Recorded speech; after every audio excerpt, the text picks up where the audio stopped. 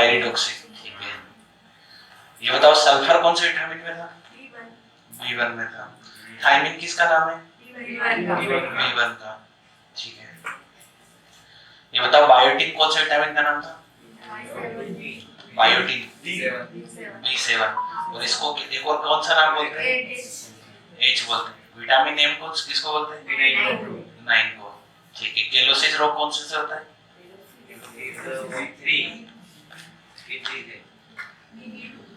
B2 से होता है, ठीक है। D3 रोग, D3 रोग, उसका एक और नाम पेलाग्रा रोग,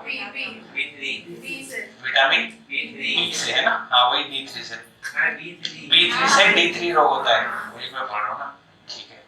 मतलब याद हो गए तुम्हें, है ना? ठीक है। एस्कॉर्बिक अम्ल, विटामिन C, इससे क्या क्या होता है?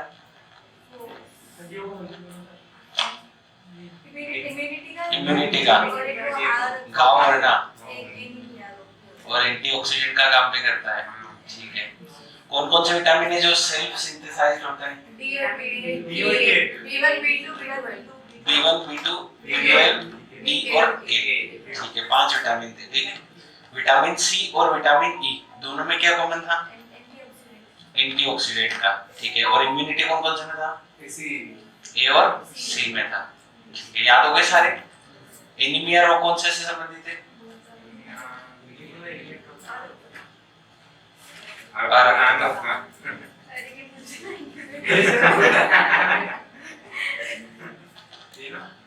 विटामिन K से,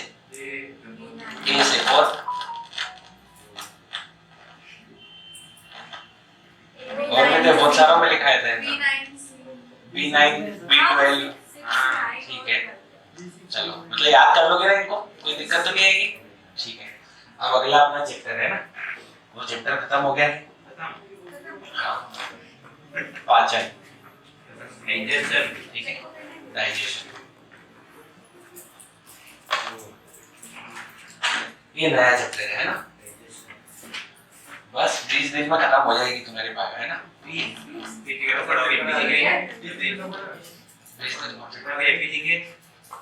एमपीजीके कैसे कराऊंगा 20 दिन? आप कर यारी 20 दिन तो तुम घर पे पढ़ो, एक दिन तो तुमने होमवर्क का 1-2 पेज दे रहा हूँ तो उसमें इतना होमवर्क हो गया नहीं वाला तुम्हें याद? चलो एक पेज में याद करो, हाँ इतना तो कर लोगे। रोज पढ़ाऊंगा तो फिर तो करके ले आओगे। डाइजेशन है ना, क्या होता है डाइजेशन बताओ? मतलब पाचन क्या है? खाना खाते हैं, ठीक है, और फिर वो बचता है उसको पाचन कहते हैं, है ना? हाँ ये हार्दिक बताएगा। हार्दिक क्या होता है पाचन? भगवान से तो डर, क्या बोल रहा है ये बताए देखो। पेट खराब होना, इसको पाचन बोलते हैं, उसको गैस बोलते होंगे, पाचन नहीं बोलते। हाँ पाचन क्या होता है? आप कोई भी खाना खाओगे, ठीक है, तो खाना जैसे हमने पिछले चैप्टर में भी पढ़ा था कि हम जो रोटी खाते हैं तो रोटी में क्या होता है? स्टार्च होता है। क्या होता है? स्टार्च। स्टार्च एक प्रकार का क्या हो गया? कार्बोहाइड्रेट हो गया। अच्छा हमें स्टार्च से एनर्जी मिलेगी कि ग्लूकोज से मिलेगी? ग्लूकोज से मिलेगी। तो जो स्टार्च रोटी में है वो किस में टूटेगा? ग्लूकोज में टूटेगा। तो जो बड़ा पार्ट था उसके छोटे छोटे पार्ट में टूटना, ठीक है, उसी को तो हम बोल रहे हैं कि खाना पच रहा है।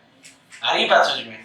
तो कहने का मतलब चाहे आपने कार्बोहाइड्रेट खाया, चाहे आपने फैट खाया, चाहे आपने प्रोटीन खाया, तो तीनों का छोटे छोटे पार्ट में टूटना, इसी को हम क्या बोलते हैं? पाचन बोलते हैं, ठीक है।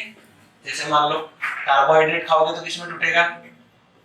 बताओ। ग्लूकोज में टूटेगा। किस में टूटेगा? ग्लूकोज में टूटेगा। अच्छा प्रोटीन किस में टूटता है? प्रोटीन किस में टूटता है? पॉलीपेप्टाइड तो इसका नाम है प्रोटीन का। प्रोटीन किस में टूटता है? अमीनो अम्ल में। ये लिखा है मैंने, अमीनो अम्ल में टूटता है। किस में टूटता है? अमीनो अम्ल, अमीनो एसिड, ठीक है। और फैट किस में टूटता है? फैटी एसिड में। किस में टूटता है? वसी अम्ल में। भूल ही गए तुमने? बहुत बढ़िया। ठीक है, तो कार्बोहाइड्रेट का, प्रोटीन का और फैट का अपने छोटे अणुओं में टूटना, बड़े अणुओं का छोटे अणुओं में टूटना, इसे हम क्या बोलते हैं? पाचन बोलते हैं। इतनी बात तो समझ में आई, इसमें तो कोई डाउट नहीं होगा। ठीक है, तो अब ये जो है पाचन, ये मतलब एक तरह से पूरा तंत्र है। इसमें जरूरी नहीं है कि केवल आपने खाना खाया पच जाएगा बस एक प्रोसेस हो गई। पाचन तंत्र क्यों बोलते हैं? तो ये हमने शुरू से ही पढ़ रहे कि जहां पे भी तंत्र वर्ड यूज आता है, इसका मतलब वहां पे एक से ज्यादा अंग यूज होते हैं। आई बात समझ में? तो जो पाचन होगा, पाचन में क्या होगा? पाचन में भी बहुत सारे अंगों का यूज होगा, है ना, हमारे शरीर का। इसलिए हम इसको क्या बोलते हैं? पाचन तंत्र बोलते हैं। इसमें तो कोई दिक्कत नहीं। ठीक है, तो अब जो हमारे शरीर में पाचन होता है वो कितनी प्रोसेस में होता है? तो टोटल 4 प्रोसेस में होता है। कितनी प्रोसेस में होता है? 4 प्रोसेस में होता है। वो कौन कौन सी है? पहली है अंतःग्रहण। कौन सी प्रोसेस है? अंतःग्रहण। फिर दूसरी प्रोसेस आती है पाचन। कौन सी प्रोसेस आती है? पाचन। तीसरी प्रोसेस होती है अवशोषण। कौन सी प्रोसेस होती है? अवशोषण तथा स्वांगीकरण। हाँ, और चौथी प्रोसेस होती है वो कौन सी होती है? मल त्याग। कौन सी होती है? मल त्याग। इंग्लिश वाले तो नहीं है? अंतःग्रहण को बोलते हैं इंजेक्शन। क्या बोलते हैं? इंजेक्शन। क्या बोलते हैं? इंजेक्शन। इंजेक्शन नहीं, इंजेक्शन। पाचन को क्या बोलते हैं? डाइजेशन। क्या बोलते हैं? डाइजेशन। ठीक है, अवशोषण को क्या बोलते हैं? एब्सॉर्प्शन। क्या बोलते हैं? और स्वांगीकरण को बोलते हैं एसिमिलेशन। क्या बोलते हैं? एसिमिलेशन। और आखिरी है मल त्याग। इसको क्या बोलते हैं? इजेशन। क्या बोलते हैं? इजेशन। वो इंजेशन है और ये इजेशन है। ठीक है, दोनों में फर्क है। और टोटल पाचन कितनी प्रोसेस में होता है? 4 प्रोसेस में होता है। कौन कौन सी? अंतःग्रहण, पाचन, अवशोषण और इजेशन, मल त्याग। अब ये 4 प्रोसेस, अंतःग्रहण में क्या होता है बताओ? खाना खाना खाना टूटता है। खाते से ही टूट जाता होगा। सही बात है। बताओ बताओ 4 प्रोसेस। बस ये 4 ही प्रोसेस पढ़ना है, फिर जितना तक नहीं जाएगा। हो गया कुछ? हम 4 दिन पढ़ेंगे इस चैप्टर। कितने दिन पढ़ेंगे? 4 दिन। आज पहला दिन है, इसलिए बेसिक पढ़ा रहे हैं। पाचन तो समझ में आ गया, बड़े अणुओं का छोटे अणुओं में टूटना। अब ये 4 प्रोसेस क्या है, तो एक एक को समझते हैं। ठीक है, अंतःग्रहण मतलब है कि आपने खाना खाया, ठीक है, जस्ट आपने रोटी तोड़ी और रोटी मुंह में रखी, इसको क्या बोल दिया? अंतःग्रहण। ठीक है, खाने का शरीर के अंदर लेना। अब जैसे ही बस ये प्रोसेस होती है अंतःग्रहण की, उसके बाद जैसे आपने खाना मुंह में रखा, वहां से आपका पाचन शुरू हो जाता है। हरी पाचन में तो खाने का पाचन सर्वप्रथम कहां से शुरू होता है? मुख से। कहां से शुरू होता है? मुख से। और खत्म कहां होता है? बड़ी आंत पे। कहां खत्म होता है? बड़ी आंत पे। ठीक है, पाचन इंजेक्शन का मतलब क्या होता है? खाने को ग्रहण करना, ग्रहण करना। ठीक है, जैसे आप खाना मुंह में रखोगे तो ये प्रोसेस हो जाएगी अंतःग्रहण। ठीक है भाई, पचाओगे किसको? खाना तो पड़ेगा ना पहले। ठीक है, तो खाना खाओगे तभी पचेगा। तो जैसे आपने खाना खाया, मुंह में रखा, ये हो गया इनटेक, इंजेक्शन। क्या हो गया? इंजेक्शन। फिर यहाँ से कौन सी प्रोसेस चालू होगी? पाचन की प्रोसेस चालू होगी। क्या है? पाचन की प्रोसेस चालू होगी। अब पाचन की प्रोसेस कहाँ कहाँ होती है? ठीक है, तो पाचन की प्रोसेस सबसे पहले तो स्टार्ट होती है कहाँ पे? मुंह में, माउथ में। और फिर इसके बाद कहाँ होती है? स्टोमक, पेट में। कहाँ होती है? पेट में। और पहले कहाँ होती है? मुंह में होती है। अब ये प्रोसेस कैसे होती होगी? तो जो भी आप मुंह में खाना खाओगे, ठीक है, उसमें 2 प्रोसेस होती है। एक तो होती है फिजिकल प्रोसेस और एक होती है केमिकल प्रोसेस। फिजिकल और केमिकल प्रोसेस में क्या फर्क होता है? भौतिक अभिक्रिया और रासायनिक अभिक्रिया में। चबाना, उसको क्या बोलते हैं? Physical process. ठीक है, अगर केमिस्ट्री में जाते हैं तो फिजिकल केमिकल का मतलब होता है कि अगर कोई चीज, जैसे मान लो दूध से बर्फ बनाए, सॉरी दूध से बर्फ क्या, पानी से बर्फ बना है, तो पानी से बर्फ बना, ये कौन सी प्रोसेस है? कौन सी प्रोसेस है? फिजिकल प्रोसेस है। अरे बात, क्योंकि वापस बर्फ से पानी बन सकता है, ठीक है। तो कहने का मतलब जो भी रिवर्सिबल प्रोसेस होती है, ठीक है, उसका क्या चेंज होता है? सॉलिड से ठोस में, लिक्विड से ठोस में चला गया, फिर वापस ठोस से किस में आ जाएगा? लिक्विड में। तो इसको बोलते हैं उत्क्रमणीय अभिक्रिया। वो आती है किसमें? फिजिकल में। एक होती है केमिकल प्रोसेस, जिसमें वापस उसका स्टेट चेंज नहीं कर सकते, है ना। जैसे दूध से दही बन गया तो वापस दही से दूध बनेगा क्या? नहीं बनेगा। तो ये कौन सी प्रोसेस होती है? केमिकल प्रोसेस होती है। आ रही बात समझ में? तो हमारे इसमें भी कौन सी दो प्रोसेस होती है? एक तो कौन सी होगी? फिजिकल होगी, और एक कौन सी होगी? केमिकल प्रोसेस होगी, ठीक है। ये दो प्रकार से क्रिया चलती है। तो फिजिकल प्रोसेस में तो समझ में आ रहा है कि खाने का चबना, ठीक है, खाना चबाना, खाना चबाना, ये कौन सी प्रोसेस होगी? फिजिकल प्रोसेस होगी। अब केमिकल प्रोसेस क्या होगी बताओ? खाने जो आपने खाया, आप जैसे उसको चबाओगे तो उसकी साइज क्या हो जाएगी? छोटी हो जाएगी, और उसमें जैसे आपकी लार मिलेगी, ठीक है, तो वो बन जाएगी केमिकल प्रोसेस। वो क्या बन जाएगी? Chemical process. यानी कि जो खाना आपने खाया है, खाने में किसका मिल जाएगा? खाना मतलब खाने में क्या है? स्टार्च है। क्या है? स्टार्च। तो स्टार्च का किस में मिल जाना? सालिवा, लार में मिल जाना। किस में मिल जाना? लार में। तो ये कौन सी होगी? केमिकल प्रोसेस होगी। आ रही है बात समझ में? तो जैसे लार मिलती है किसमें? रोटी में, तो ये ग्लूकोज का निर्माण करती है। किसका निर्माण करती है? ग्लूकोज का। तो अगर हम जैसे मान लो ये बोलते भी हैं कि एक निवाले को 32 बार चबाना चाहिए, है ना, हालांकि हम 32 बार में पूरा खाने खा लेते हैं, ठीक है, वो बात अलग है। अब मान लो कि आदमी चावल खा रहा है तो 32 बार कैसे चबाएगा बताओ, है ना। तो वो नहीं होता है। बाकी बोला जाता है कि एक बार में कितनी बार चबाना चाहिए? 32 बार। आपने एक निवाला खाया, एक चम्मच कुछ भी खाया तो इसको 32 बार चबाओ। ऐसा इसलिए बोलते हैं कि आप जितना ज्यादा इसको चबाओगे उतनी ज्यादा उसमें क्या मिलेगी? लार मिलेगी। और लार मिलने से जो स्टार्च है वो किसमें टूट जाएगा? ग्लूकोज में टूट जाएगा। तो यहाँ से एक क्वेश्चन पूछा जाता है, ठीक है, कि खाने को देर तक चबाने से खाना मीठा लगने लगता है, किसके कारण?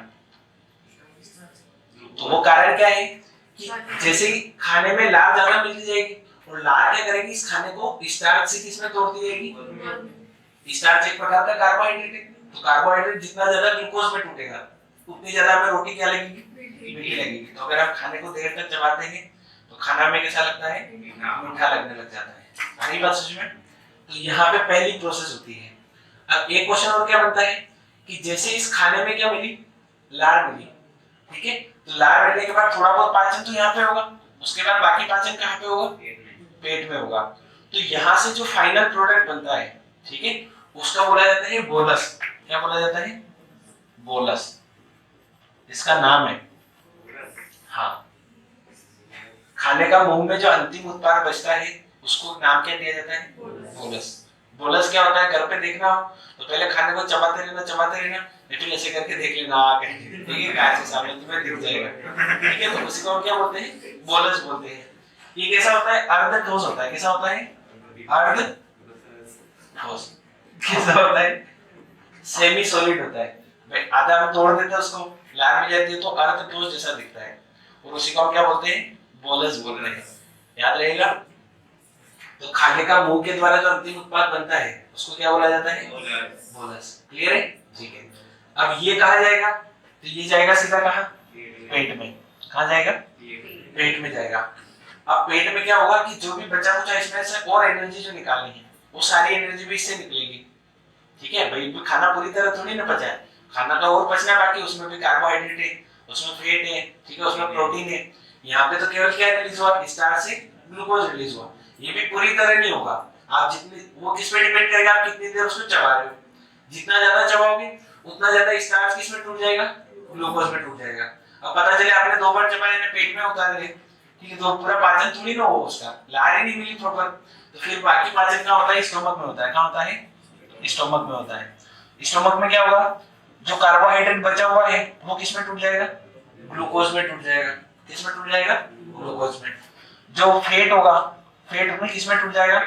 फैटी एसिड में। और जो प्रोटीन है वो प्रोटीन किस में टूट जाएगा? अमीनो अम्ल में टूट जाएगा। अरे बात समझ में? तो यहाँ पे खाने का सेकेंड टाइम पाचन होगा।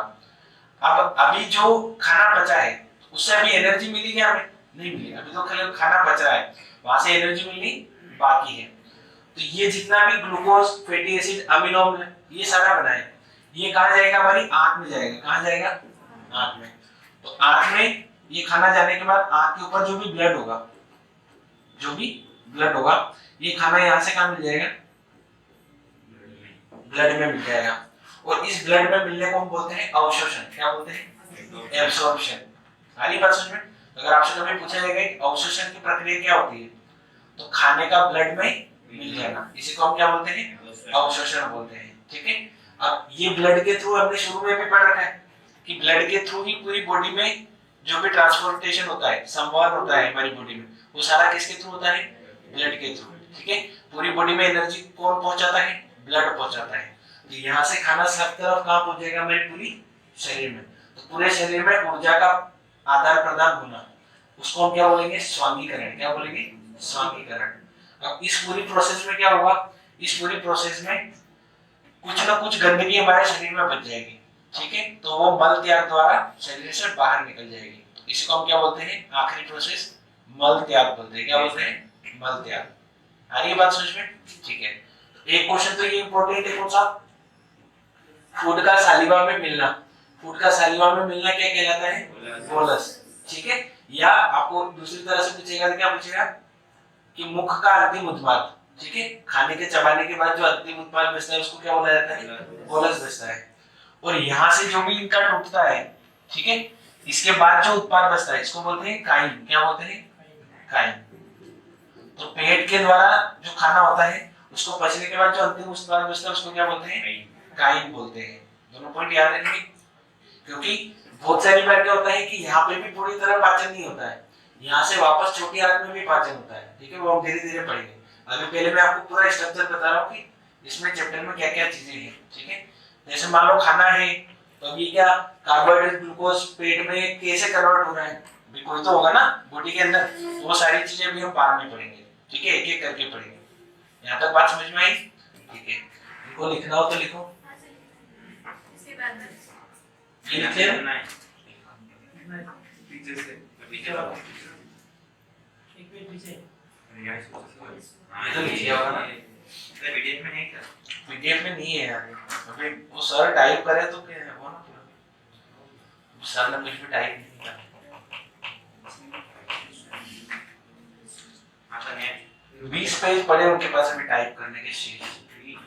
20 के बाद इनका नंबर है। परीक्षा तो यहाँ पढ़ा रहे वो काम का है। पीडीएफ में तो आधी चीजें स्किप हो जाती है ना, इतना लिखा हुआ नहीं मिलेगा आपको पीडीएफ में, क्योंकि अब जो बोल के समझा रहा हूँ वो उसमें लिखा हुआ थोड़ी ना है पीडीएफ में।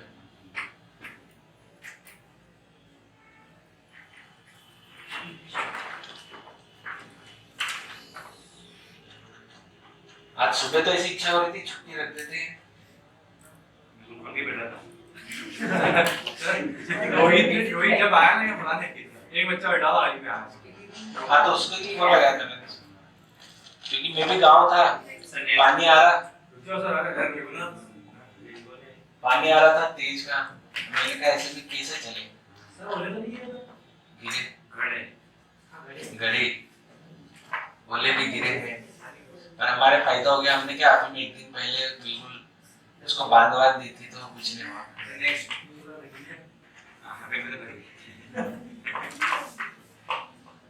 ये कौन सी प्रोसेस वाली है? पाचन। सारा इसी में बता दिया मैंने आपको। ठीक है। पाचन, अवशोषण, स्वांगीकरण। बाकी ये लाइन आप बना के लिख सकते हो कॉपी में, है ना। पहले इतना लिखो फिर मैं लिखा देता हूँ काम का। तो ये तो ऐसे लिखना पड़ेगा ना, ऐसे याद रहेगा। फिर मैं पॉइंट में लिखा दूंगा ना वापस।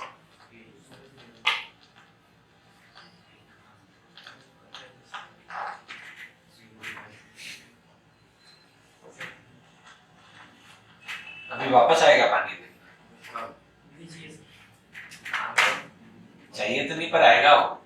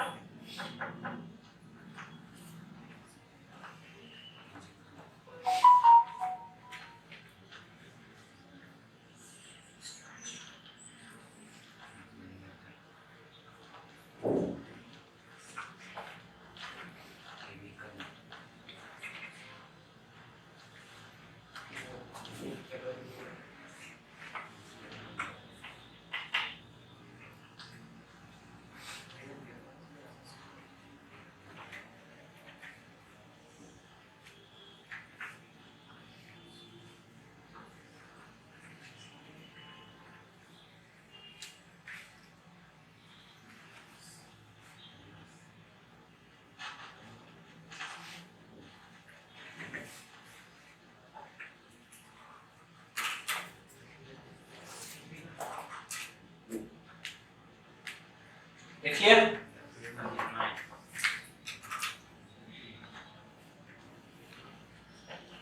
फेट के नीचे क्या सर एयर है फैटी एसिड हाँ वसी अम्ल, ये हमने पिछले चैप्टर में पढ़ा था है ना।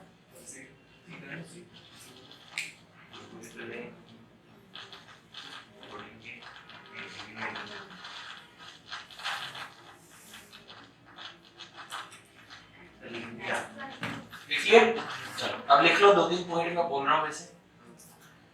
देखो, मुख के द्वारा अंतिम उत्पाद, मुख के द्वारा या मुख में पाचन के बाद, ठीक है, मुख में पाचन के पश्चात अंतिम उत्पाद बोलस कहलाता है, देखिए।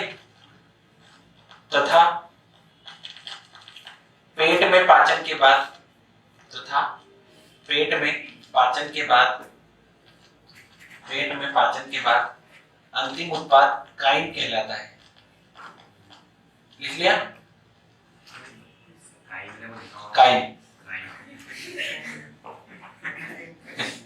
ये काइन कहलाता है,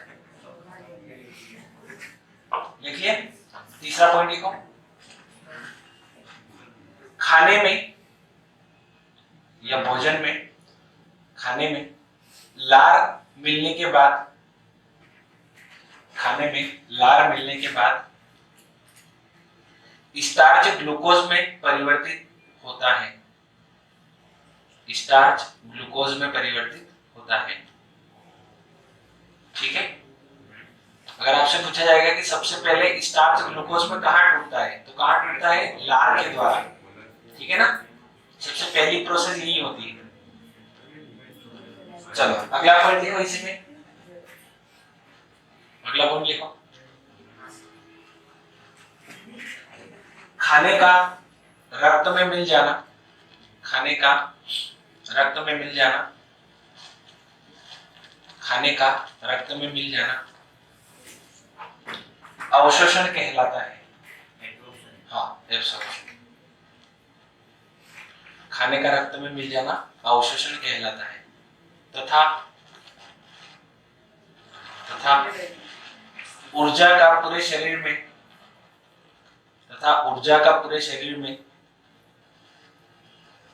ऊर्जा का पूरे शरीर में संचरित होना,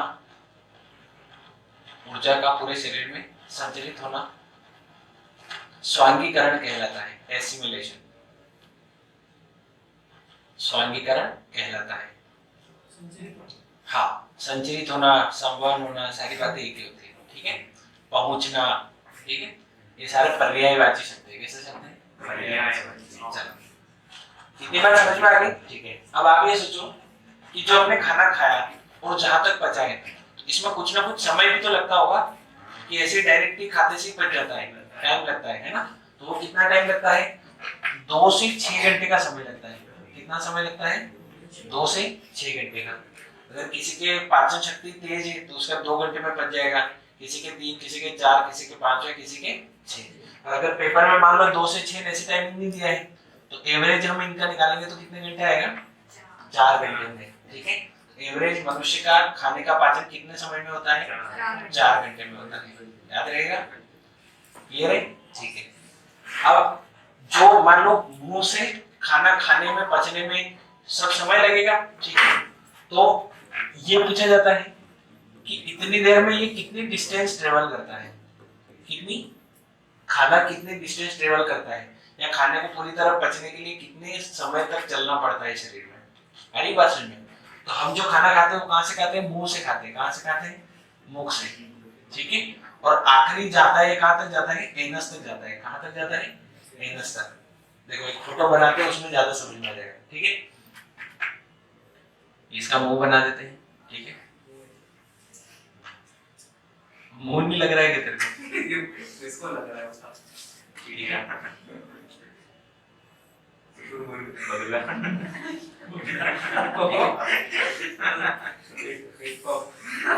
ठीक है। ये पावर है। अरे चुपचाप बैठे रहो, ठीक है ना। ऐसे समझने के लिए ऐसे पार्ट्स बना देता हूँ, ठीक है ना। चलो अब मान लो अरे सुन लो यार, ठीक है ना। अब यहाँ पे खाना हमने खाया है, ठीक है, इसको क्या बोलते हैं, मुख बोलते हैं। क्या बोलते हैं, मुख बोलते हैं। तो अब जैसे मान लो ये जहां तक भी खाना जाएगा पूरे शरीर में, तो ये कितने डिस्टेंस चलेगा, तो ये इसको क्या बोलते हैं, जहां से पाइप से खाना अंदर जाता है इसको बोलते हैं ग्रास नली। क्या बोलते हैं, ग्रास नली। क्या बोलते हैं, ग्रास नली, ठीक है। ग्रास नली से खाना कहाँ जाएगा, पेट में जाएगा। कहाँ जाएगा, पेट में। इसको बोलते हैं आमाशय। क्या बोलते हैं, आमाशय। आमाशय के पास में होता है अग्नाशय। क्या होता है, अग्नाशय, ठीक है। इसको यकृत, इसके पास में इधर क्या होता है, यकृत। इसको बोला जाता है छोटी आंत। क्या बोला जाता है, छोटी आंत। और इसको बोलते हैं बड़ी आंत। क्या बोलते हैं, बड़ी आंत। दूसरा अच्छा वाला फोटो भी दिखा दूंगा मैं तुम्हें, ठीक है, पर पहले इसे समझने के लिए। चलो, अब होता क्या है कि ये जो नली है, यहाँ से पेट में खाना है, यहाँ से छोटी आंत में, बड़ी आंत में, ठीक है, और यहाँ से एनस के द्वारा बाहर निकल जाएगा। तो ये कितनी डिस्टेंस होती है टोटल, तो ये टोटल खाने को चलना पड़ता है 9 मीटर। कितना चलना पड़ता है, 9 मीटर। यानी कि, और इस नली को क्या बोला जाता है, आहार नली। क्या बोला जाता है, आहार नली।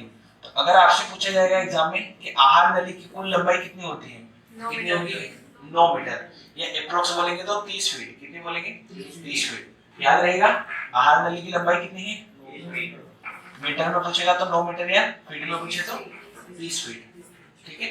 नहीं समझ में आया कुछ भी तो लगभग 2.5 का गुना कर देना है। कितने का, 9 मीटर में 2.5 का गुना कर दो तो लगभग 30 फीट आ जाएगा, ठीक है ना। चलो, अब सोचो ये भी एक नली है, बड़ी आंत भी ऐसे टेढ़ी मेढ़ी नली है, ठीक है, छोटी आंत भी है, सारी चीजें। तो इसमें अगर आपसे पूछा जाएगा कि इस पूरे पाचन तंत्र में सबसे अधिक लंबाई किसकी होती है, सबसे अधिक लंबाई किसकी होती है, ये बताओ, सोच समझ के। ये क्वेश्चन पूछा जाता है। छोटी आंत की होती है, बड़ी आंत की होती है, अग्नाशय की होती है, आमाशय की होती है, ठीक है। पर आपको याद रखना है कि जो सबसे ज्यादा लंबी होती है वो होती है छोटी आंत, ठीक है। और अगर ये पूछा जाता है घुमा फिरा के, तो पूछा जाता है अत्यधिक कुंडलित कौन सी होती है। कुंडलित मतलब ये ऐसे घड़ी में रहती है, ठीक है। फोटो मैंने थोड़ा सही नहीं बना, बाकी ये ऐसे घूमती घूमती ऐसे रहती है। आ रही बात समझ में, ये ऐसे रहती है हमारे शरीर में। और इसके पास में ही कौन सी आंत रहती है, बड़ी आंत रहती है, और ये इससे कनेक्टेड रहती है, ठीक है। ये भी इससे कनेक्टेड रहती है, ठीक है। ये जो कनेक्शन है इसको बोलते हैं पित्त नली। क्या बोलते हैं, पित्त नली, ठीक है। और इधर इसको बोलते हैं अग्नाशय नली। क्या बोलते हैं, अग्नाशय नली। अत्यधिक कुंडलित भी कौन सी होती है, छोटी आंत, और सबसे अधिक लंबी भी कौन सी होती है, छोटी आंत होती है। पर इसको छोटी आंत क्यों बोलते हैं, तो ये बोलते हैं इसकी जो त्रिज्या होती है वो कम होती है। इसकी त्रिज्या जो होती है वो होती है कम, लेकिन इस बड़ी आंत की त्रिज्या होती है ज्यादा। अगली बात समझ में। तो इसके आधार पर इसको क्या बोला जाता है, बड़ी आंत, इसको क्या बोला जाता है। बाकी बड़ी आंत की लंबाई कम होती है, छोटी आंत की लंबाई ज्यादा होती है। अगर पूरे की बात करेंगे तो पूरा कितना लंबा है, आहार नली कितनी लंबी है, 9 मीटर। कितनी लंबी है, 9 मीटर। याद रहेगा, ठीक है। अगर इसमें मैं बोलूं आपको कि छोटी आंत की लंबाई बताओ, ठीक है, छोटी आंत की लंबाई, तो ये पूछा जाता है कि छोटी आंत की लंबाई कितनी होती है, तो ये होती है 6.25 से 7 मीटर। कितनी होती है, ये पर्सन पर पर्सन वेरी करती है। किसी में 6.25 होगी, किसी में 6.5 होगी, किसी में 6.25 होगी, ठीक है। तो एवरेज कितना होता है, 6.25 से 7 मीटर लंबी होती है।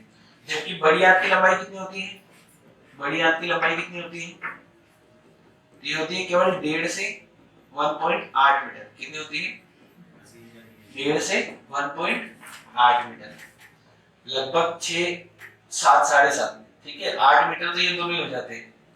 बाकी बच्चे कुछ 1 मीटर में सारी चीजें आती हैं। तो हमें 3 चीजों की लंबाई याद रखनी है। एक तो किसकी याद रखनी है, आहार नली की। तो कुल आहार नली कुल कितनी दूरी तय करनी पड़ेगी इसको, 9 मीटर। खाने को कितनी दूरी तय करनी पड़ेगी, 9 मीटर। हम पूरे भी 6 फुट के लिए, है ना, और अंदर जो प्रक्रिया है वो 30 फीट की होगी। कितने, 30 फीट की, मतलब अपने से 5 गुना अंदर वो इतना कॉम्प्लेक्स स्ट्रक्चर है। अगर ऐसे सीधे के सीधे रहेगा तो 30 फीट कितना होता है, ये छत भी 10 फीट की है ना, तो 30 फीट मतलब इसका 3 गुना, ठीक है। तो इसलिए वो कुंडलित होता है अंदर, है ना। लगभग 18 फीट की तो क्या होती है, छोटी हाथ होती है, और लगभग 4, 4.5, 5 फीट के आसपास कौन सी होती है? हाँ 4-5 फीट की बात कर रहा हूँ, फीट ये कौन सी होती है, बड़ी हाथ। 2 की लंबाई ये याद रखोगे, और तीसरी इस ग्रास नली की याद रखोगे। तो ग्रास नली केवल होती है 25 सेंटीमीटर, कितनी होती है? 25 सेंटीमीटर। भाई इतनी सी लंबाई तो होती है, ज्यादा कहाँ होती है, ठीक है ना। तो इसकी सेंटीमीटर कितनी होती है? अगर आपसे पूछा जाएगा कि ग्रास नली की लंबाई 25 सेंटीमीटर, छोटी हाथ की लंबाई 6.25 से 7 मीटर, बड़ी हाथ की लंबाई 1.8 से 1.5 मीटर, और कुल आहार नली की लंबाई 9 मीटर। याद रहेगा? फोटो बताओगे ऐसे रियल वाला गूगल पे? चलो पहले ये लिख लो, ठीक है ना, फिर बताते हैं।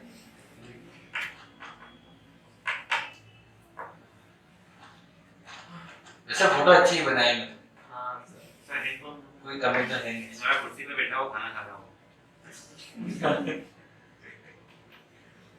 कुछ भी समझो, ये फोटो बाहर से पकड़ के ला उसको, फिर पूछो सर।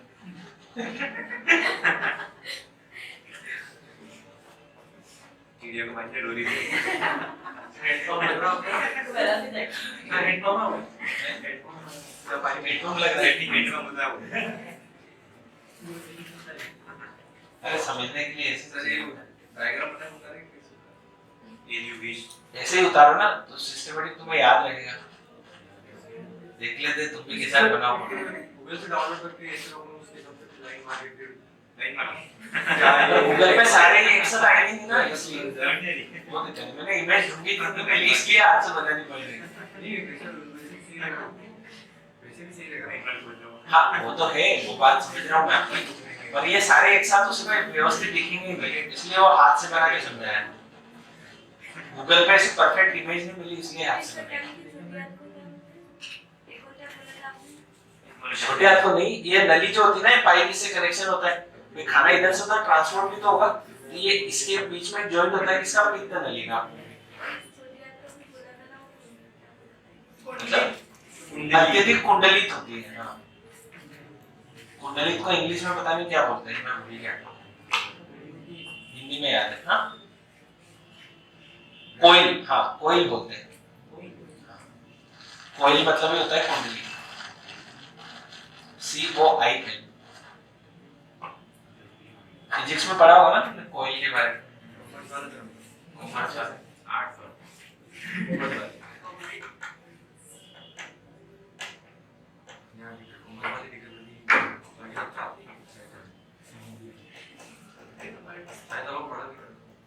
क्या मैंने तो नहीं पढ़ा, बायो वाले पढ़ते हैं।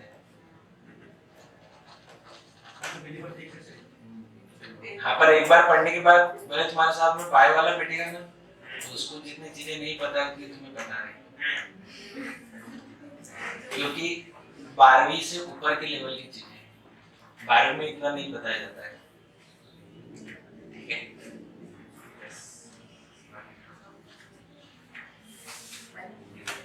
चार चैप्टर और बचे, खत्म हो जाएगा कोर्स थोड़ी देर।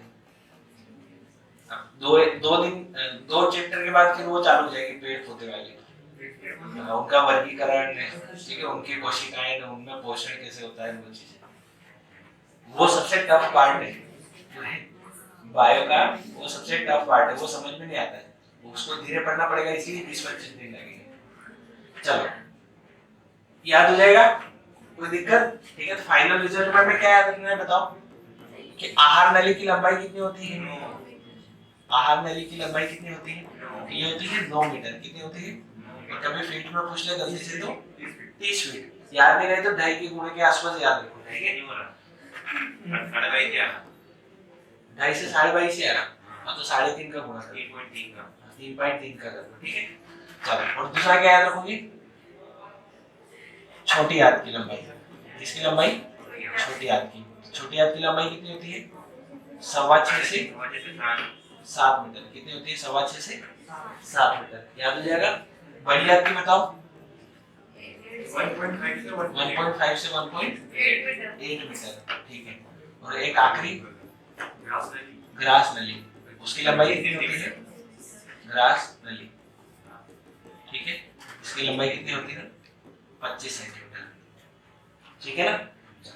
अब हम कल से क्या पढ़ेंगे, एक एक करके, कि जैसे मुंह से स्टार्ट हुआ तो मुंह में कौन सा एंजाइम मिलता है, कि लार में कौन सा एंजाइम पाया जाता है, किसके द्वारा पाचन होता है। ठीक है, उसके बाद दांतों में क्या होता है, दांतों में कौन सा खनिज वनिज पाया जाता है। ठीक है, ये सारी चीजें अपन पढ़ेंगे एक एक करके। फिर तो इसलिए 4 दिन लगेंगे। कितने दिन लगेंगे? 4 दिन। ठीक है ना? ये बेसिक समझ लिया इतना? ठीक है, क्योंकि आधे फिर कल बैठने के तो वो फिर बीच में आंसर ये, अच्छा, फिर उनको वापस बताना पड़ेगा। ठीक है ना? लाओ अब तुम्हारे वो देखो किताब, ल्यूसेंट।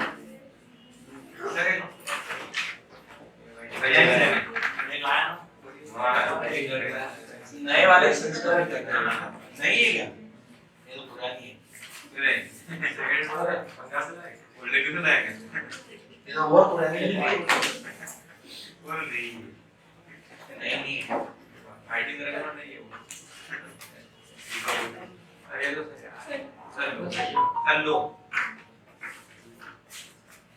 एक्सरसाइज कर रखी होगी इसमें ना। चलो पूछो, 5 पेज थे ना? हाँ तो मैं तो पढ़ाऊंगा ही है ना, बात से क्या करें? तुम्हें बिल्कुल ही याद नहीं हो रहा है, फिर उपाय कुछ नहीं। चलो बताओ, ऋग्वेद के तीसरे मंडल में किसका वर्णन है?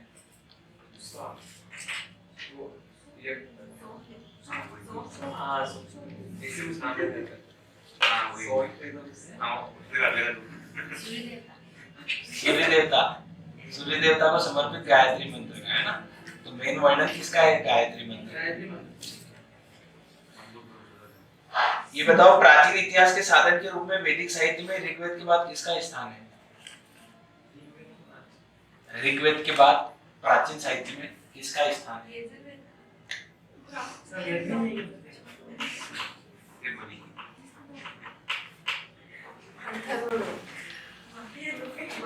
वापस पूछो, प्राचीन इतिहास के साधन के रूप में वैदिक साहित्य में ऋग्वेद के बाद किसका स्थान है?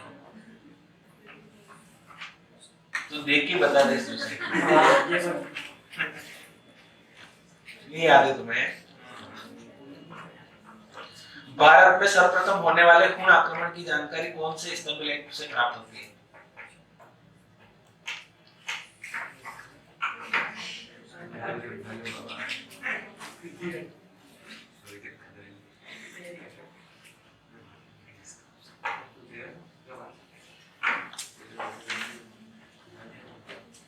वह कौन सा अभिलेख है जो तिथि रहित है? तिथि रहित, जूनागढ़ अभिलेख, द्वितीय अभिलेख, हाथी गुम्फा अभिलेख, नॉन ऑफ दिस।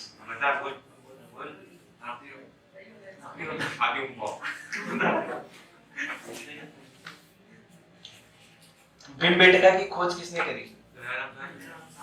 भीमबेटका की खोज दयाराम साहब ने, विष्णु श्रीधर वाकणकर ने। ये तो मैंने बोला भी था तुम्हें कल। ठीक है, इसे यूनेस्को में कब शामिल किया गया? 2003 में किया गया।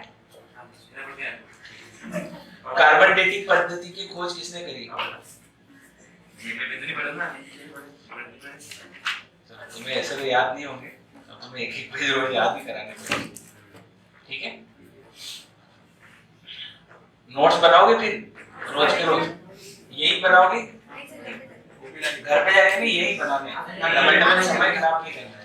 ठीक है, चलो इतिहास ही चालू करें, क्योंकि भूगोल सर ने एक बार तुम्हें पढ़ा दी, याद भी होगी तुम्हें, और संविधान भी पढ़ा दिए, पॉलिटिकल पढ़ा है तुमने। अच्छा ठीक है, तो शुरू से ही पढ़ लेते। ठीक है, इतिहास से पहले पेज से ही स्टार्ट करते हैं। ठीक है ना? चलो देखो, मेन क्या करोगे तुम? मेन जीके पढ़ना बड़ी बात नहीं है, जैसे जीके में फैक्ट रहते हैं, चीजें क्या है कि भाई भारत में ये है तो है, कहाँ है तो यहाँ है। मेन दिक्कत क्या है, इसको दिमाग में बिठाया कैसे? तो दिमाग में बिठाने का एकमात्र तरीका है कि डेली उसको रिवाइज करना है। आ रही बात समझ में? जैसे आप भले कितना भी अच्छा याद कर लो चीजों को, पर अगर 3 दिन नहीं पढ़ोगे ना तो भूल जाओगे। ठीक है, भले किसी का जीके कितना ही अच्छा हो, अगर उसने 1 महीने 2 महीने किताब छोड़ दी तो वो सब भूल जाएगा। भले आपने अनुच्छेद कितने ही अच्छे याद किए हो, अगर आप 2 महीने कॉपी को हाथ नहीं लगाओगे तो आप सारे के सारे अनुच्छेद वापस भूल जाओगे। ठीक है, अभी भी तुम्हें वैसे याद नहीं होंगे। पूछू नहीं है, देखा तुम्हें कॉन्फिडेंस ही नहीं है अभी तो, याद बात तो बात की बात है। संविधान की आत्मा किस अनुच्छेद को कहा जाता है? 32 अनुच्छेद 32 में क्या है? पांच जारी करने की संवैधानिक उपचारों का अधिकार। ठीक है, धार्मिक जो भी काम होते हैं उन पर कर नहीं लिया जाएगा। ठीक है, ये किस अनुच्छेद में वर्णन है? अनुच्छेद 25 से 28 धार्मिक स्वतंत्रता का अधिकार। हाँ, तो इसमें कौन सा वाला है? अनुच्छेद 23 में क्या है? अनुच्छेद 23 में वो बाल मजदूरी वाला। बाल मजदूरी वाला है। ठीक है, अस्पृश्यता का अंत किसमें? 17 में। ठीक है, जैसे अगर मान लो हमारे भारत में कोई भी नया राज्य बनता है, ठीक है, कि भाई मध्य प्रदेश से छत्तीसगढ़ बनाया, ठीक है, तो इसमें संविधान संशोधन होगा कि नहीं होगा? जैसे मान लो मध्य प्रदेश से एक और नया राज्य बना रहे हैं, ठीक है, कि मध्य प्रदेश से हमने मंदसौर एक अलग राज्य बना दिया, तो इसमें हमें संविधान संशोधन होगा कि नहीं होगा? होगा कि नहीं होगा? होगा। किस अनुच्छेद के तहत होगा?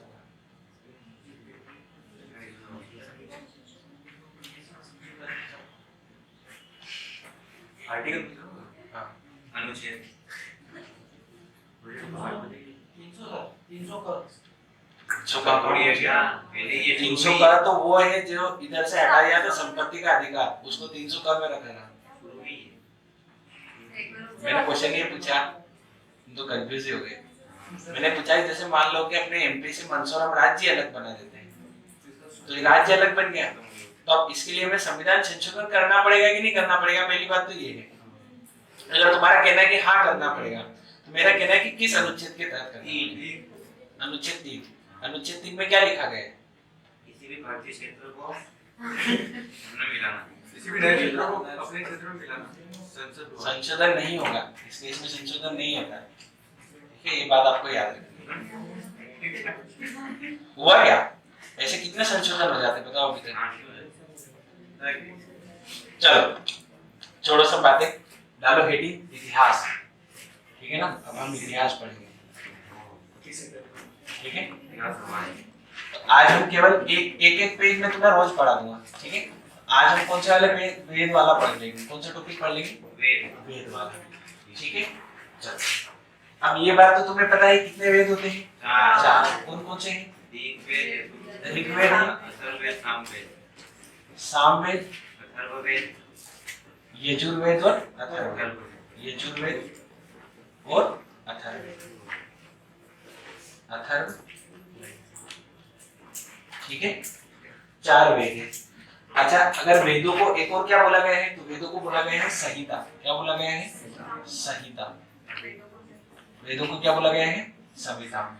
और इनकी खोज किसने करी? मतलब वेदों को किसने बनाया था? शुरू में लिखना किसने प्रारंभ किया था? तो किसने किया था? वेद व्यास ने। किसने किया था? वेद व्यास ने। ठीक है, तो वेदों को क्या कहा जाए? संहिता। और वेदों के रचनाकार कौन है? वेद व्यास। महर्षि कृष्ण देवव्रत व्यास। इतना याद रखना, वेद व्यास याद रखो, सीधा सीधा क्या याद रखो? वेद व्यास ने रचना करी। रचयिता कौन है? वेद व्यास। कितने प्रकार के वेद होंगे? 4 प्रकार के।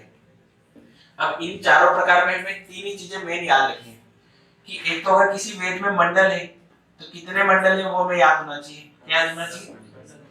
जो भी मंडल है। ठीक है, दूसरी बात हमें क्या याद रखनी चाहिए कि इसमें कोई भी चीज जो आईएमपी है, ठीक है, कि भाई इसके किसी मंडल में क्या लिखा हुआ है वो है। ठीक है, जैसे मान लो कि भारतीय संगीत का जनक कौन सा वेद है, ये इंपॉर्टेंट फैक्ट हमें याद होना चाहिए। ये 2 बातें मेन है। आ रही बात समझ में? ठीक है, हम एक एक का लिखेंगे। पहले किसका लिखेंगे? ऋग्वेद का लिखेंगे। अब ऋग्वेद के बारे में तुम्हें जो पता है पहले तो तुम्हें बता दो। ऋग्वेद में कितने मंडल हैं? 10 मंडल है। कितने मंडल हैं? 10 मंडल है। ठीक है, कितने सूक्त हैं? 1028 सूक्त हैं। और कितनी ऋचाएं हैं? 10,462 ऋचाएं हैं। कितनी ऋचाएं हैं? 10,462 ऋचाएं हैं। ठीक है, अब जो भी लोग ऋग्वेद को पढ़ते हैं उन्हें एक नाम दे दिया। ठीक है, उनको क्या कहा जाता है? होत्र। तो ऋग्वेद को पढ़ने वालों को क्या बोला गया? ऋग्वेद को पढ़ने वाले उनको क्या बोला गया? होत्र। ये याद रहेगा कि नहीं रहेगा? इसमें कोई डाउट यहाँ तक? क्वेश्चन बनते हैं छोटे छोटे। ऋग्वेद को पढ़ने वाले को कहा जाता है होत्र, ठीक है। ऐसे कैसे सबको कहेंगे, किसी को उद्रातु कहते हैं, किसी को अधर्मी कहते हैं, तो ये पॉइंट हमें याद होने चाहिए। कितने मंडल है? 10। कितनी सूक्तें हैं? 1028। और कितनी ऋचाएं हैं? 10,462 ऋचाएं हैं। अब मेन इसमें ऋग्वेद में किसका संकलन है ये पूछा जाता है, ठीक है। अब अपन अगर लुसेंट में पढ़ो तुम, ऋचाओं के क्रमबद्ध ज्ञान के संग्रह को ऋग्वेद कहा जाता है, ये पॉइंट याद होना चाहिए। इसके 10 मंडल 1028 सूक्त 10,462 ऋचाएं हैं, और इसको पढ़ने वालों को क्या कहते हैं? होत्र कहते हैं। बस इतनी बात हमारे काम की है। कौन कौन से काम की है? कि पढ़ने वालों को क्या कहते हैं? इसमें ऋग्वेद में क्या है? तो ऋचाओं का क्रमबद्ध ज्ञान है, ठीक है। अगर आपसे क्वेश्चन कोई पूछेगा ऋचाओं के क्रमबद्ध ज्ञान का वर्णन किस वेद में है, किसमें आएगा उत्तर? ऋग्वेद में। आ रही बात समझ में? अगर हम इसमें एक और इंपॉर्टेंट पॉइंट लिखेंगे तो क्या होगा? इसमें किसका वर्णन है? ऋचाओं के क्रमबद्ध ज्ञान का। किसका वर्णन है? ऋचाओं के क्रमबद्ध ज्ञान का। इन 4 बातों में किसी को कोई दिक्कत? मंडल याद हो जाएंगे? कितने मंडल है? 10। कितने सूक्त हैं? 1028। कितनी ऋचाएं हैं? 10,462 ऋचाएं हैं। और इसमें क्या है? मेन क्या है? तो ऋचाओं का क्रमबद्ध ज्ञान दिया हुआ है। क्या दिया हुआ है? ऋचाओं का क्रमबद्ध ज्ञान, मतलब जो भी मंत्र है उनको सिस्टमैटिक वे में लिखा हुआ है कुल मिला के। तो जो भी जैसे बाद में वेद आए, ठीक है, जैसे सामवेद आया, तो उसमें जितने भी मंत्र लिए गए कौन से वेद से लिए गए? ऋग्वेद से लिए गए, ठीक है। और इसके पढ़ने वालों को क्या कहते हैं? होत्र कहते हैं। याद हो जाएगी ये पॉइंट, ठीक है। अब इसके कौन से मंडल में क्या क्या चीजें हैं वो हमें याद करना है। तो इसके एक तो तीसरे मंडल में बात की गई, एक कौन से मंडल में है? 8वें में। एक कौन से में है? 9वें में। और एक कौन से में है? 10वें में। तो ये 4 मंडल हमें विशेष याद रखने हैं। कौन कौन सा? तीसरा मंडल, 8वां मंडल, 9वां मंडल और 10वां मंडल, ठीक है। अब तुम्हें कौन से याद है बताओ? तीसरे मंडल में क्या है? तो तीसरे मंडल में गायत्री मंत्र का उल्लेख है। किसका उल्लेख है? इसमें ये पॉइंट पूरा लिखा हुआ है। कहां है? ऋग्वेद के तीसरे मंडल में सूर्य देवता सावित्री को समर्पित प्रसिद्ध गायत्री मंत्र है। हरी बात समझ में? तो तीसरे मंडल का याद रहेगा। इसमें तीसरे मंडल में क्या आ गया? गायत्री मंत्र। तीसरे मंडल में क्या आ गया? गायत्री मंत्र। याद हो जाएगा? कोई दिक्कत? ठीक है। दूसरा पॉइंट आ गया, कौन सा आ गया? 9वें मंडल में देवता सोम का उल्लेख है, ठीक है। अगर आपसे कोई पूछे ऋग्वेद के किस मंडल में देवता सोम का उल्लेख है, तो किसका है? 9वें मंडल में। ऋग्वेद के 9वें मंडल में किसका उल्लेख है? तो देवता सोम का उल्लेख है। तो 9वें मंडल में क्या हो गया? देवता सोम। 2 पॉइंट याद हो गए, ठीक है। अब 10वें मंडल में किसका वर्णन है?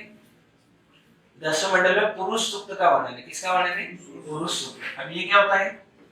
पुरुष सूक्त। अब पुरुष सूक्त ये होता है कि जो पहले मेन 4 चीजों में समाज को बांट देता है। कितनी चीजों में? 4। कि भाई इस टाइप के लोग हैं, कि भाई ये लोग ब्रह्मा की भुजाओं से पैदा हुए, ठीक है, इस टाइप से बांट देते हैं। तो सीधा सीधा हमें जो पूछा जाता है, ये पॉइंट पूछा जाता है कि पुरुष सूक्त का वर्णन किस वेद में है? तो पुरुष सूक्त का वर्णन किस वेद में है? ऋग्वेद में है। इसके कौन से मंडल में है? 10वें मंडल में है। याद हो जाएगी? तीसरे मंडल में किसका है? गायत्री मंत्र का। 9वें मंडल में देवता सोम का। 10वें मंडल में पुरुष सूक्त का। अब बच रहा है कौन सा? 8वां मंडल। तो 8वें मंडल में जो इसमें जो भी मंत्र लिखे गए वो कैसे लिखे गए? हाथ से। कैसे लिखे गए? हाथ से, ठीक है ना। और इनका नाम दे दिया, तो इनको क्या बोला गया? खिल। क्या बोला गया? खिल। तो ये जो खिल वर्ड संबंधित है कौन से वेद से संबंधित है? ऋग्वेद से संबंधित है। ये बात समझ में आई? ठीक है। और ये कौन से मंडल में वर्णन है इसका? 8वें मंडल में। 8वें मंडल में जो भी मंत्र लिखे गए वो कौन से हैं? उनको क्या बोला गया? खिल बोला गया। समझ में आई बात? ठीक है। अब एक बार तो पूछ लेता हूँ, ऋचाओं के क्रमबद्ध ज्ञान कौन से वेद में आ गए? तीसरे मंडल में किसका वर्णन है? गायत्री मंडल। 9वें में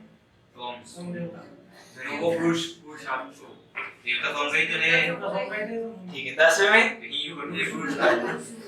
8वें में? ठीक है, याद हो जाएंगे। तीसरे मंडल में गायत्री मंत्र का। 9वें में, देवता 10वें में, 8वें में, कंफ्यूजन तो नहीं होगा। कितने मंडल है टोटल? 10 मंडल। कितने मंडल है? 10। कितने सूक्त हैं? 1028। और कितनी ऋचाएं हैं? 10,462। और ऋग्वेद के मंत्रों को पढ़ने वाले को क्या कहते हैं? गोत्र कहते हैं। क्लियर है? ठीक है। अब इसमें और क्या बातें हैं? तो इसमें एक वर्ड यूज किया गया अधन्य। क्या वर्ड यूज किया गया? अधन्य। तो इसको, ये वर्ड किसके लिए है? गाय के लिए। किसके लिए है? गाय के लिए। ये इसकी विशेषता है आगे एक तरह से। ठीक है। इसमें एक और वामन अवतार का भी वर्णन है। किसका वर्णन है? वामन अवतार का। तो वामन अवतार का वर्णन कौन से वेद में है? कौन से वेद में है? ऋग्वेद में है। याद रहेगा? ठीक है। अधन्य का वर्णन भी किसमें है? ऋग्वेद में। और अधन्य से क्या मतलब, क्या उनका? गाय से मतलब है। याद रहेगा इतने पॉइंट? कि कोई दिक्कत है यहाँ तक के पॉइंट में? ठीक है। ये पूरा तुम्हारा पेज ओके होगा। अब यहाँ पे एक और, इनमें जो भी मंत्र थे, तो इनमें इंद्र के लिए और अग्नि के लिए, इंद्र के लिए 250 ऋचाओं का वर्णन है। कितनी का? जबकि अग्नि के लिए कितनी है? 200। 200 है कि 150 है? 200। याद रहेंगे? ठीक है। अब बहुत सारी किताबों में और भी दिए गए हैं। ठीक है। जैसे मैंने एक में पढ़ा था, तो सबसे ज्यादा वर्णन है माता के लिए। किसके लिए? तो उसमें कुछ 350 दिया था। ठीक है। बाकी वो उतना नहीं जाना है, अपने को तो याद रखना है इंद्र के लिए कितने? 250 और अग्नि के लिए कितने? 200। और इन दोनों का वर्णन भी कौन से वेद में आ गया? ऋग्वेद में आ गया। याद हो जाएगा? ठीक है। लिखना है ये चीजें। वामन अवतार नहीं सुना? टीवी देखते हो? पुराने में बताया होगा कि हाँ वही वामन अवतार के 3 पग। 3 पग में उन्होंने पूरी नाप लिया था, पूरे ब्रह्मांड को नाप लिया। तो ये सारी बातें अपने को ऋग्वेद में याद रखनी। किसमें याद रखनी? ऋग्वेद। बस इतना याद है तो सफिशिएंट है अपने लिए। मेहनत नहीं करेंगे, हाथ से नहीं, सब रजा करेंगे। घर में भी लिखोगे तुम? क्या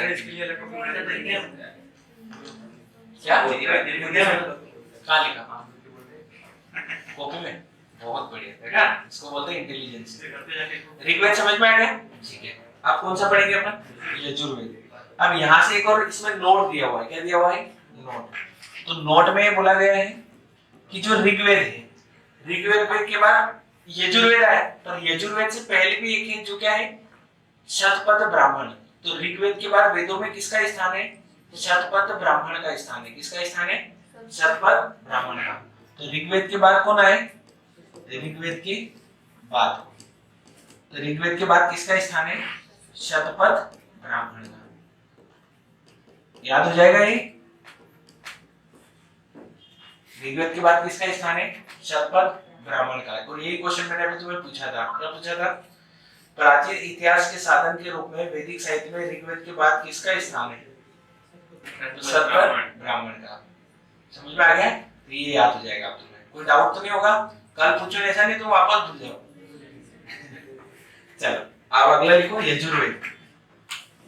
यजुर्वेद, यजुर्वेद। ठीक है। इससे जो ज्यादा क्वेश्चन पूछा जाता है, एक तो इसके पढ़ने वाले का नाम अपने को याद रखना ही है। इसके पढ़ने वाले का नाम क्या है? यजुर्वेद को पढ़ने वाले। ठीक है। ये क्वेश्चन भी इसमें लिखा हुआ है बिल्कुल हाईलाइट करके। इसके पाठकर्ता को अधर्म्य कहते हैं। क्या कहते हैं? अधर्म्य। तो ऋग्वेद के पढ़ने वाले को क्या कहेंगे? क्या नाम है इसका? अधर्म्य। ऋग्वेद में पढ़ने वालों को क्या था? होत्र। जबकि यजुर्वेद में अधर्म्य। याद रह जाएगा? ऋग्वेद में होत्र, यजुर्वेद में अधर्म्य नाम आ जाएगा। अब इसमें किसका वर्णन है बताओ? यजुर्वेद में इसमें किसका संकलन है? ठीक है। तो ये पॉइंट भी इंपॉर्टेंट होता है। प्लस इसका जो मेन सबसे ज्यादा पॉइंट है जो पूछते हैं, वो ये पूछते हैं बलिदान विधि का। किसका पूछते हैं? बलिदान विधि का। तो इस यजुर्वेद में किसका वर्णन है? बलिदान विधि का। कि जब बलिदान मतलब किसी की बलि देते हैं अपन, तो बलि के समय पे जो भी पूरी प्रोसेस होती है, तो उस प्रोसेस का वर्णन कौन से वेद में लिखा गया है? यजुर्वेद। मान लो जो पंडित हैं, ठीक है, किसी की बलि चढ़ाते हैं, मान लो किसी ने बकरी की बलि चढ़ा रहा है, तो उस टाइम पे वो मंत्र में पूरी प्रोसेस कहाँ से बताते हैं? कहीं से पढ़ के तो बताते होंगे ना। मगर शादी की बात है तो शादी कर रहे तो कुछ ऐसी पूरी प्रोसेस नहीं कर रहे, क्या कर रहे हैं? तो ये कहीं ना कहीं तो लिखा होगा कि पंडित ऐसे ही पढ़ रहे हैं। उनको क्या सिखाते हैं? उनके अलग स्कूल होते हैं तो उनमें यही चीजें सिखाई जाती है कि भाई बलिदान के टाइम पे क्या क्या प्रोसेस होती है। ठीक है, तो वो प्रोसेस इसमें लिखी हुई है। तो बलिदान विधि का वर्णन कौन से वेद में आएगा? ठीक है ना, इस पहली लाइन में स्पष्ट लिखा हुआ है सस्वर पाठ के लिए मंत्रों तथा बलि के समय अनुपालन के लिए नियमों का संकलन यजुर्वेद कहलाता है। ठीक है ना, तो सिंपल सा इसका जो मेन इसका कॉन्सेप्ट है, यजुर्वेद का संबंध किससे है? बलिदान विधि से। किससे है? बलिदान विधि से। बलिदान विधि, विधि मतलब क्या होता है? एक तरह से कानून के लिए वर्ड यूज होता है। ठीक है, नियम, नियमों को ही विधि बोला जाता है। तो बलिदान विधि का वर्णन किसमें है? यजुर्वेद में है। और एक इसका जो क्वेश्चन पूछते हैं ये गद्य और पद्य दोनों में है। किसमें है? गद्य और पद्य दोनों में है। और ये एकमात्र ऐसा वेद है जो गद्य पद्य दोनों में लिखा गया है। ठीक है, तो वह कौन सा वेद है जो गद्य व पद्य दोनों में लिखा गया है? तो क्या होगा? यजुर्वेद। क्लियर है ये बात? कोई डाउट यहाँ तक? ठीक है, तो यजुर्वेद में दो बातें याद रखनी है अपने को, बाकी इसमें मंडल वंडल तो इसमें भी नहीं दे रखे हैं। ठीक है ना, चलो अब तीसरा क्या है? सामवेद। कौन सा है? सामवेद। अब सामवेद की सबसे इंपॉर्टेंट बात तो है कि इसको भारतीय संगीत का जनक बोलते हैं। क्या बोलते हैं? भारतीय संगीत का जनक। ठीक है, मतलब जितने भी मंत्र वगैरह है उनको कैसे गाना है, ठीक है, कैसे बोलना है, उन सब का वर्णन कौन से में है? सामवेद में है। और इसके जितने भी मंत्र हैं वो सब कहां से, कौन से वेद से लिए गए? ऋग्वेद से लिए गए। कहां से लिए गए? ऋग्वेद से। इसके पाठकर्ता को, तो ये भी क्वेश्चन बनता है कि इसके पाठकर्ता को क्या कहते हैं? उद्धातु। तो तीन नाम हो गए अपने पास। ऋग्वेद के पाठकर्ता होत्र, यजुर्वेद के पाठकर्ता अथर्व और सामवेद के पाठकर्ता उद्धातु। इसको पढ़ने वाले लोगों को क्या कहते हैं? बताओ? उद्धातु। तीनों याद हो जाएंगे, ऋग्वेद, यजुर्वेद और सामवेद। ऋग्वेद के पाठकर्ता के नाम याद रखने हैं, यजुर्वेद का और सामवेद का। फिर इसमें किसका वर्णन, इसमें किसका वर्णन, इसमें किसका वर्णन, पैरेलल में याद रखना है ताकि इधर का उधर नहीं हो। ठीक है ना, जैसे ऋग्वेद में किसका वर्णन है? ऋचाओं का वर्णन है, ऋचाओं के क्रमबद्ध ज्ञान उसमें दे रखा है। फिर यजुर्वेद में किसका वर्णन है? बलिदान विधि का। सामवेद में, ठीक है, तो जो भी बलि के समय मान लो जो गाए जाने वाले मंत्र है तो कैसे गाना है उसका वर्णन है। ठीक है, तो इसमें लिख रखा है। साम का शाब्दिक अर्थ ज्ञान इस वेद में मुख्यतः यज्ञों के अवसर पर गाए जाने वाले ऋचाओं का संकलन है। ठीक है, यज्ञ के अवसर पर गाए जाने वाले ऋचाओं का संकलन। इसका जो भी यज्ञ कराते हैं तो उसमें जो मंत्र गाते हैं वो सारे कहाँ लिखे गए हैं? वो सारे सामवेद में लिखे गए हैं। ठीक है, इसमें क्या लिखा गया है विशेष? यज्ञों के समय, यज्ञों के समय गाए जाने वाले मंत्र, गाए जाने वाले मंत्र का संकलन है। संकलन मतलब इसमें लिखे गए हैं। ठीक है ना, इसमें सारा इकट्ठा किया गया है, उसको बोलते हैं संकलन। यज्ञों के समय गाए जाने वाले मंत्रों का संकलन किस वेद में है? सामवेद में है। ठीक है, पढ़ने वाले, यजुर्वेद को पढ़ने वाले लोगों को क्या कहते हैं? अथर्ववेद। बलिदान विधि का वर्णन कौन से वेद में है? यजुर्वेद में है। गद्य पद्य दोनों में कौन सा वेद लिखा गया है? ऋग्वेद के बाद किसका स्थान है वैदिक साहित्य में? शरपत ब्राह्मण का स्थान है। ठीक है, भारतीय संगीत का जनक किस वेद को कहा जाता है? सामवेद को। सामवेद को पढ़ने वाले लोगों को उद्धातु कहा जाता है।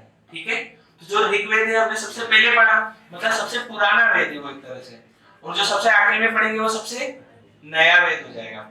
तो सबसे पुराना वेद कौन सा है? ऋग्वेद। और सबसे नया वेद अथर्ववेद। कौन सा है? अथर्ववेद। ये लिखो, फिर अथर्ववेद को समझते हैं। तीनों याद हो जाएंगे ना कि नहीं होंगे? ये इतना सा था बस पहले पेज में, उतना भी तुमने याद नहीं करा है। समझ, ये थोड़ा बोरिंग है। फिर जो जो धर्म आएंगे ना, धर्म, वहां से मजा आएगा पढ़ने में हिस्ट्री। हाँ, वहां पे जैसे हर्यक वंश पढ़ेंगे, गंग वंश पढ़ेंगे, नंद वंश पढ़ेंगे, उनमें मजा आएगा। वो उसको मार रहा है, वो उसको मार के वो राजा बन गया, वो ये थोड़ा सा बोरिंग है। बस शुरू के 3 पेज है ना, उसके बाद इंटरेस्ट आएगा।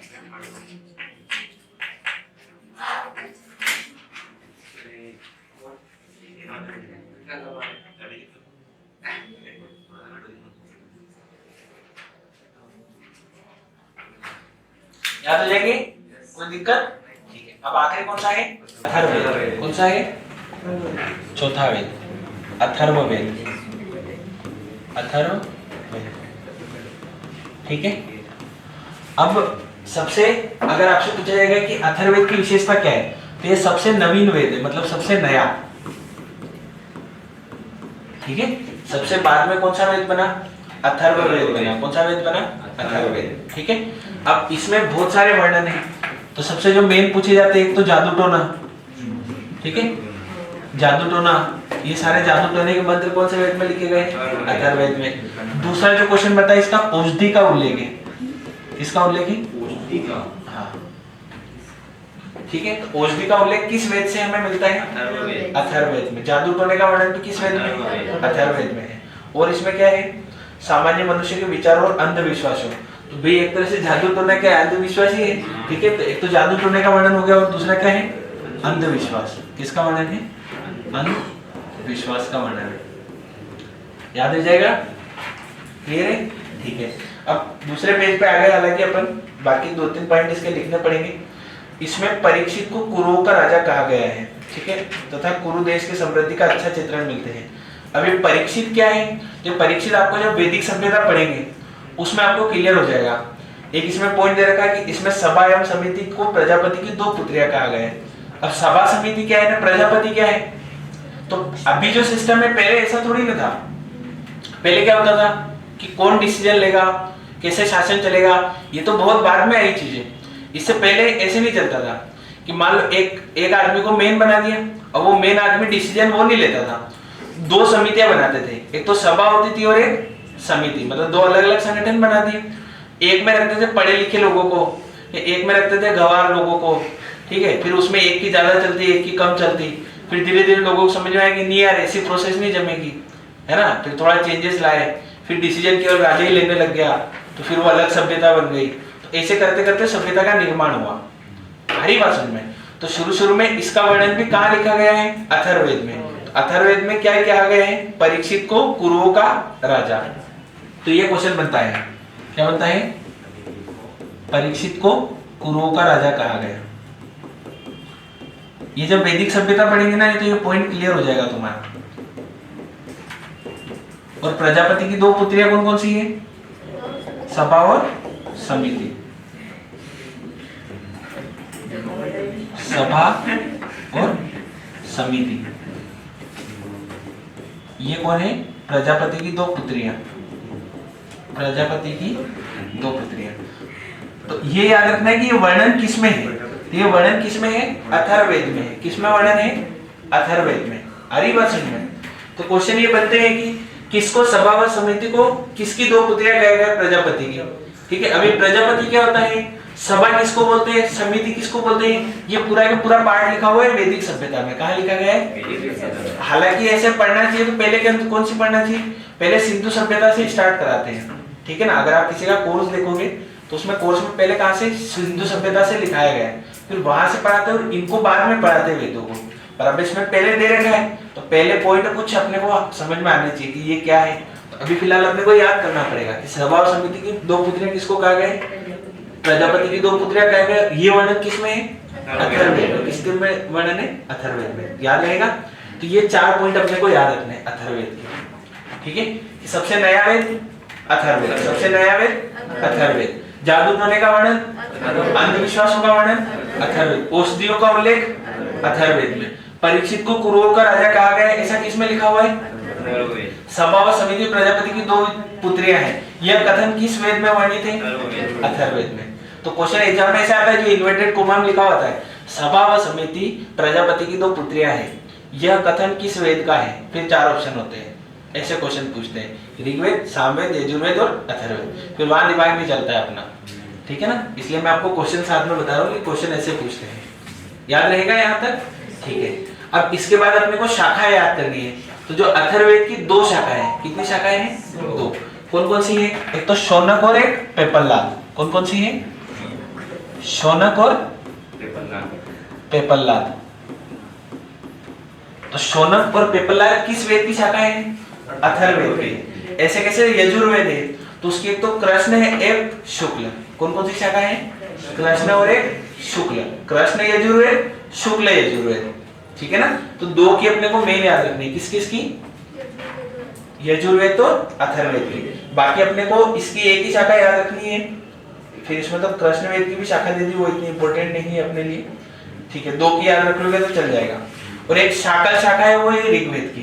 तो तीनों वेद की याद रखेंगे, किस किस की? ये ऋग्वेद कहाँ गया? यहाँ गया। तो ऋग्वेद की एक शाखा कौन सी है? शाकल शाखा। कौन सी शाखा है? शाकल शाखा, याद रहेगा। शाकल शाखा किससे संबंधित है? ऋग्वेद से। यजुर्वेद की कौन कौन सी थी? यजुर्वेद की दो बताई मैंने, कृष्ण और शुक्ल। कृष्ण यजुर्वेद और शुक्ल यजुर्वेद, ये दो शाखाएं हैं, दो शाखाएं, ठीक है। और इसकी कौन कौन सी हो गई? शौनक और पेपला। ये बस तुम्हारा पूरा हो गया। कहां तक? ब्राह्मण से पहले का मैंने पूरा समझा दिया तुम्हें। याद हो जाएगा अब तो, क्या अब भी नहीं होगा तुम्हें? अब तो पूरा ही समझा दिया, कुछ बचा भी नहीं। और इसके अलावा कुछ याद भी नहीं रखना इन पॉइंट में, ठीक है ना।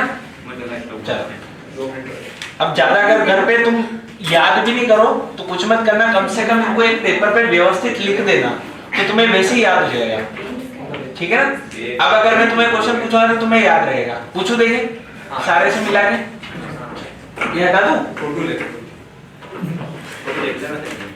200 पेज है। कितने पेज है?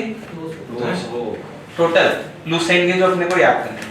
क्योंकि उधर मैंने फिजिक्स, केमिस्ट्री और बायो अलग पढ़ा दूंगा, कंप्यूटर अलग पढ़ा देंगे। तो अपने इस लुसेंट के शुरू के 200 पेज काम किए। कितने पेज काम किए हैं? 200। तो अपने को जो समय ज्यादा लगेगा केवल शुरू के 20 पेज में लगेगा, क्योंकि इनमें थोड़ी कॉम्प्लिकेटेड चीजें हैं। बाकी जैसे संविधान है, तो संविधान तुमने पढ़ रखा, तो मैं तुम्हें 3 पेज भी बोलूंगा तो तुम्हें याद आ जाएंगे, है ना। भूगोल तुम्हें पूरा ही याद है वैसे तो, पढ़ाई, ठीक है। तो भूगोल भी समझा देंगे, है ना। उसमें तो एक पेज, केवल एक पेज याद करना ना, तो केवल मतलब अपने को एक मैप याद करना है, ठीक है। तो एक मैप से एक पेज याद करा दूंगा मैं तुम्हें, है ना। चलो पूछो।